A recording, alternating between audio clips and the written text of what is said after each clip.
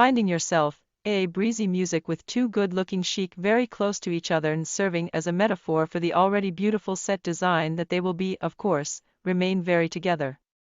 Forever. Yep, it's a musical, a very predictable one.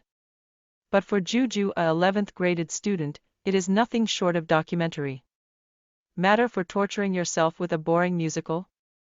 Love in the air, friends. From asking him doubts even when the topic is clear to the constant giggles and hush-hush conversation sending a hint, declaration that he has to act fast. Crushes has happened before, but nothing became rock solid. This time tables of fortune little furnished. He knew his proposal will be accepted, so the fear of rejection is all but eliminated. But he wanted to make sure that this moment should be very special. Sun is the ideal chosen for the proposal, but his romantic monologue was still incomplete. He always had this anxiety in him in this situation. He switched off the TV and closed his eyes. He started analyzing what were the reasons for not having a clear note with his previous crushes and what could go wrong here. His analytical session, however, was interrupted by the buzzing sound of doorbell. Could be father, he thought. Kudos, he said to himself after opening the door. A man with monochromatic black jeans and black jacket and a formal blue shirt came in. Meet Pundit Sulikan, a reputed author and more importantly Juju's father. This was a real black comedy, as this teen who is in heads on heels in love with a girl can't even write something very romantic for her, while his father has written and already written 3 novels in 5 years and is gearing up for a 4th one. A 4th one on the cards? He asked. Nope, his father replied. But you look as satisfied as if you have been named as Times Man of the Year. His father gave a thoughtful look and said, I learned something today. For a youth like you, I hope it will be helpful. Juju said, my ears are at your service right now. His father started, my new book is composed of various short stories. One of these is about a zebra and a deer. Now one day when drinking water from the same lake they just bump into each other. In a regular chit-chat the deer recalls an encounter with a tiger and how with just give it all attitude he saved his life. The interested zebra queried for more and comes to know about his glorious speed and obviously gets jealous. From there he starts following the deer everywhere for some day, only as he knew they are favorites of the group of carnivore. He always kept a distance from deer. Hey, where are my manners? Forgot to ask you. Are you bored? Nope. Go on, was the reply. So. Yeah, after a few days of studying he decides to test himself. He starts running. He runs very hard. He copies the footsteps of deer meticulously and goes on with good speed. He tries to increase his ante and runs faster. He tries to do it again and again and again and Mr. Sulikan pauses with a momentary calmness and then says he does due to exasperation. He dies because he wasn't able to get away with the pressure. He died because he tried to copy someone. After a brief thought Juju asked that why the story irked the publisher. Well, they think it's quite dark. They wanted to modify it. But that's what they want, not I. Can't you liberate it a bit, asked Juju.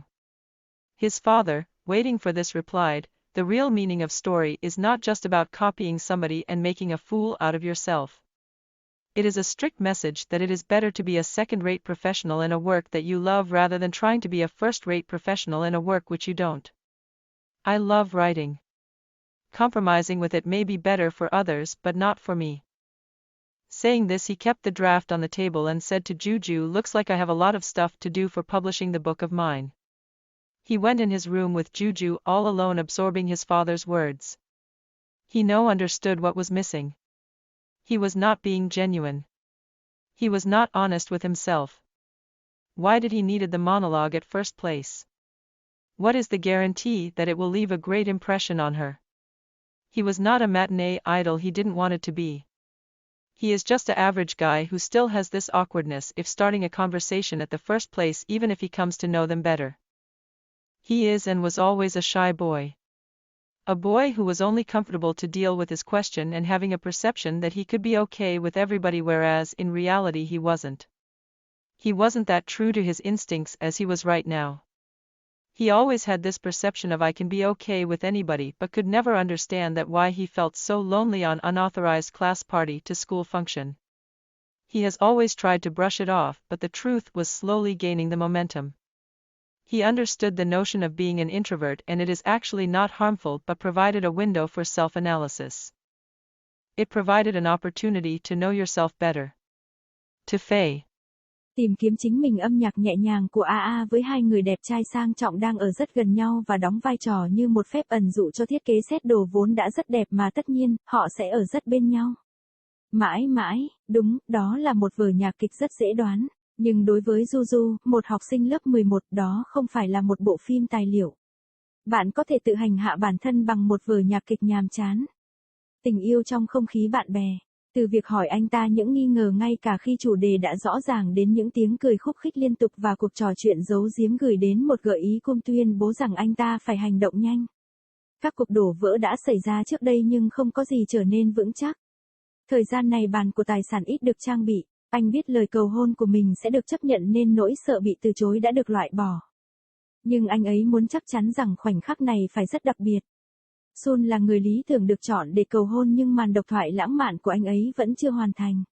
Anh luôn mang trong mình nỗi lo lắng trong hoàn cảnh này. Anh tắt TV và nhắm mắt lại.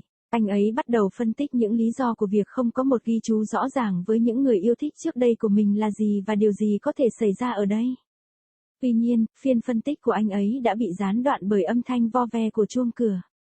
Có thể là cha anh ấy nghĩ. Kudo, anh tự nói với chính mình sau khi mở cửa.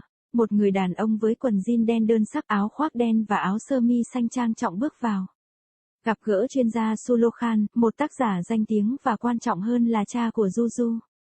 Đây là một bộ phim hài đen thực sự khi thanh thiếu niên này đang say đắm một cô gái, thậm chí không thể viết một cái gì đó thật lãng mạn cho cô ấy trong khi cha của anh ấy đã viết và đã viết 3 cuốn tiểu thuyết trong 5 năm và đang chuẩn bị cho một cái thứ tư. Một cái thứ tư trên các thẻ. Anh ấy hỏi, không, cha anh ta đáp lại. Nhưng trông bạn có vẻ hài lòng như thể bạn đã được vinh danh là người đàn ông của năm. Cha anh ấy có một cái nhìn đầy suy nghĩ và nói rằng tôi đã học được một điều gì đó hôm nay. Đối với một thanh niên như bạn, tôi hy vọng nó sẽ hữu ích. Juju nói, bây giờ tai tôi đang phục vụ bạn. Cha anh ấy bắt đầu cuốn sách mới của tôi gồm nhiều truyện ngắn khác nhau. Một trong số này là về một con ngựa vằn và một con nai. Bây giờ một ngày khi uống nước từ cùng một hồ, họ chỉ cần va vào nhau. Trong một cuộc trò chuyện chít thường xuyên, con nai nhớ lại cuộc gặp gỡ với một con hổ và làm thế nào mà chỉ cần tỏ thái độ với nó đã cứu được mạng sống của mình. Con ngựa vằn quan tâm đã truy vấn thêm và biết về tốc độ tuyệt vời của mình và rõ ràng là ghen tị. Từ đó, anh bắt đầu theo dõi những con nai ở khắp mọi nơi vào một ngày nào đó chỉ khi anh biết chúng là món khoái khẩu của nhóm động vật ăn thịt. Anh ấy luôn giữ khoảng cách với hươu. Này, cách cư xử của tôi đâu rồi? Quên hỏi bạn, bạn có thấy chán không? Không, tiếp tục là câu trả lời. Vì vậy, vâng, sau một vài ngày học tập anh ấy quyết định kiểm tra bản thân. Anh ta bắt đầu chạy. Anh ấy chạy rất chăm chỉ. Anh ấy sao chép các bước chân của hươu một cách tỉ mỉ và đi với tốc độ tốt. Anh ta cố gắng tăng ante của mình và chạy nhanh hơn. Anh ấy cố gắng làm đi làm lại nhiều lần và Mr. Sulokhan dừng lại với sự bình tĩnh nhất thời và sau đó nói rằng anh ấy làm vậy là do quá bực tức. Anh ta chết vì anh ta không thể thoát khỏi áp lực. Anh ta chết vì cố sao chép một ai đó. Sau một hồi suy nghĩ, Juju hỏi rằng tại sao câu chuyện lại khiến nhà xuất bản khó chịu. Họ nghĩ rằng nó khá tối. Họ muốn nó sửa đổi nó. Nhưng đó là những gì họ không muốn. Tôi không thể giải phóng nó một chút, hỏi Juju. Cha của anh ấy, đang chờ đợi câu trả lời này. Ý nghĩa thực sự của câu chuyện không chỉ là việc sao chép ai đó và tự biến mình thành kẻ ngốc. Đó là một thông điệp nghiêm ngặt rằng tốt hơn là bạn nên trở thành chuyên gia hạng 2 trong công việc mà bạn yêu thích hơn là cố gắng trở thành chuyên gia hạng nhất trong công việc mà bạn không làm. Tôi thích viết, thỏa hiệp với nó có thể tốt hơn cho người khác nhưng với tôi thì không. Nói rồi anh ấy giữ bản nháp trên bàn và nói với Juju, có vẻ như tôi có rất nhiều việc phải làm để xuất bản cuốn sách của mình. Anh ấy đi vào phòng của mình với Juju, tất cả một mình tiếp thu những lời của cha mình. Anh ấy biết đã hiểu những gì còn thiếu. Anh ấy không phải là người chân chính. Anh đã không thành thật với chính mình. Tại sao anh ấy cần độc thoại ngay từ đầu? Có gì đảm bảo rằng nó sẽ để lại ấn tượng tuyệt vời cho cô ấy? Anh ấy không phải là thần tượng Martinez mà anh ấy không muốn trở thành. Anh ấy chỉ là một chàng trai bình thường và vẫn còn sự lúng túng này nếu bắt đầu cuộc trò chuyện ngay từ đầu, ngay cả khi anh ấy đã hiểu rõ hơn về họ. Một cậu bé chỉ cảm thấy thoải mái khi giải quyết câu hỏi của mình và có nhận thức rằng cậu có thể hài lòng với mọi người, trong khi thực tế thì cậu không như vậy. Anh ấy không đúng với bản năng của mình như bây giờ. Anh ấy luôn có nhận thức này về việc tôi có thể ổn với bất kỳ ai, nhưng không bao giờ có thể hiểu được rằng tại sao anh ấy lại cảm thấy cô đơn như vậy trong bữa tiệc trái phép của lớp tới trường. Anh ấy đã luôn cố gắng để phủ nhận nó, nhưng sự thật đang dần có động lực. Anh ấy hiểu khái niệm trở thành một người hướng nội và nó thực sự không có hại mà còn cung cấp một cơ hội để phân tích bản thân. Nó đã tạo cơ hội để hiểu về bản thân mình hơn. Để